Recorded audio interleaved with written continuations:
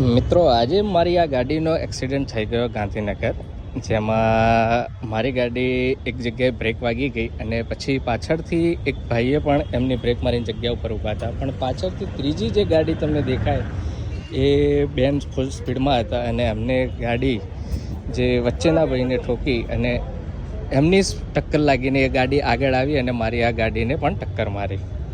અને આ ટક્કર મારવાથી વચ્ચેવાળા ભાઈ જે હતા એ બેનને પાછળ ગયા અને બે જોયું કે ગાડીમાં બેન છે અને જોડે બે નાના છોકરા છે. તો તરત જ બેનને પૂછ્યું કે વાગ્યું નથી ને, ઓકે છો ને, નુકસાનનું તો વાંધો નહીં કે જે થયું એ. એટલે પછી બેન પણ શાંતિથી આમ ગભરાઈ ગયા હતા, એ થોડા ઢીલા થયા અને કે ના ના હું ઓકે છું. ત્યાંથી બધા શાંતિથી જ છૂટા પડ્યા, કોઈ એકબીજાને કશું બોલાચાલી નહીં, કશું નહીં. પણ જ્યારે હું આવ્યો ત્યારે જે મિત્રો મળ્યા ને એમને મેં કીધું, ત્યારે મિત્રોએ કીધું કે તમે પૈસા લીધા કે નહીં, 4-5 હજાર રૂપિયા કંઈ એવું કંઈ.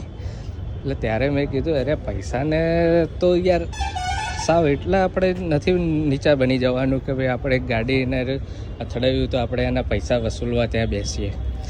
ગાડી લઈને નીકળ્યા હોય તો એટલું તો આપણે ફરજ બને જ કે ભાઈ એમને જે અકસ્માત કરે એ એમની જાતે તો નહીં કરે હોય, એમને શોખ તો નહીં થયો હોય.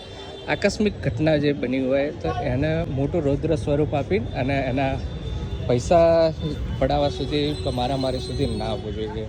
તમારું શું કહેવું મિત્રો આ બાબતે?